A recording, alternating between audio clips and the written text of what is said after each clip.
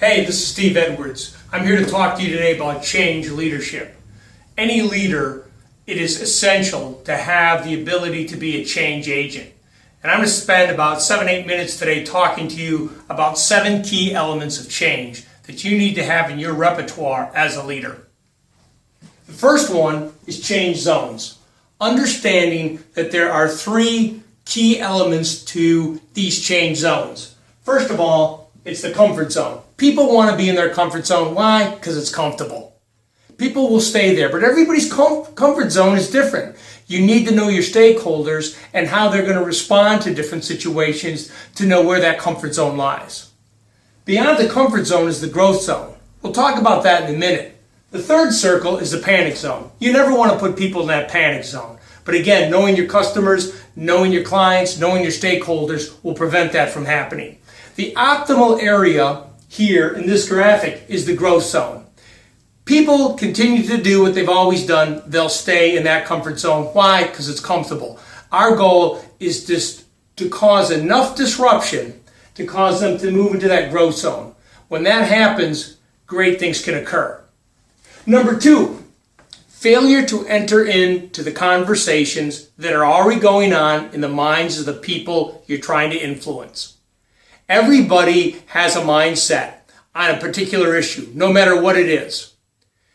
As you're dealing with your faculty, your stakeholders, it's important for you to understand what's already on their minds around the change initiative, the topic you're looking at, whatever it might be.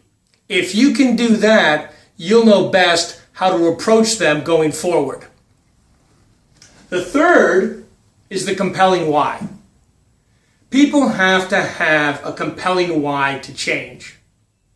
Now, that why can be brought to them through questioning, through presenting quantitative, qualitative data. But if they can come to that why themselves, that's critically important because you can create the aha moment. I always say change because you see the light, not because you feel the heat. And if they see the light, that's the aha moment. You create that compelling why, things will move much easier. Number 4, order of change. This is an important concept. We look at first order and second order change. First order change is very predictable. A leads to B, leads to C, leads to D. It really doesn't push people outside their comfort zone because they know what to expect next. On the contrary, second order change is change that is much less predictable. We still know where we're trying to get to, but how we get there may cause us to take multiple paths. It may cause us to regress before we move forward. I would argue that we live in a second order change world. The world is much less predictable. It doesn't mean that first order change is bad and second order change is good, or vice versa. It's important as the leader to understand the type of change that you're looking at. If you understand that, you can better engage your stakeholders and prepare them for that type of change. Number 5, create ownership. You'll have no sustainability if you don't create ownership. You can try to force things on people, and that change may occur for a short period of time, but any sustainable change will not happen without ownership. You create ownership by creating that compelling why, by understanding what's already going on in the heads of the people you're trying to influence, and also understanding that order of change. Remember, we need to move people outside their comfort zone, but we've got to create ownership. To create ownership, you've got to ask questions. You've got to involve them in the process. You've got to involve them in the process from the beginning. If you do that, and you build capacity and you build a foundation, the goal and the opportunity for sustainable change can occur. This takes more time, but I always say slow is fast and fast is slow. Be willing to put in the time to build a foundation to allow an initiative to take hold. Number 6, set a goal and benchmark it. This is your data piece. If you've got a compelling why, people can accept and be part of owning the issue or challenge, or opportunity, then you've got to set a tangible goal for them to move towards. Benchmark that every 3 months. Look for early wins. Look for opportunities to celebrate.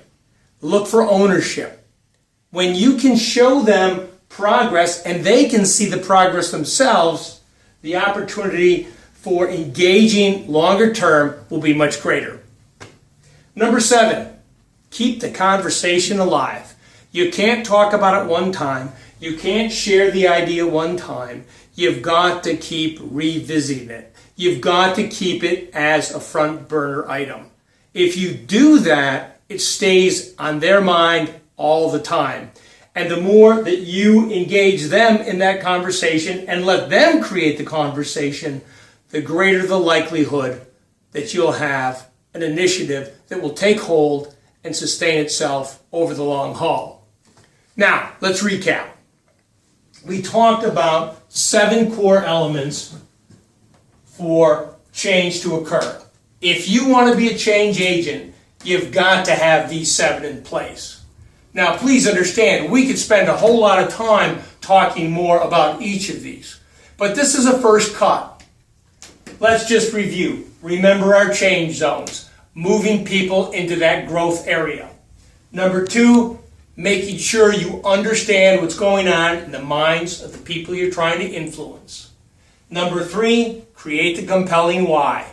What's the reason for change? Number 4, understanding if it's a first or second order change. Number 5, create ownership, build a foundation. Number 6, set a goal and benchmark it early and often.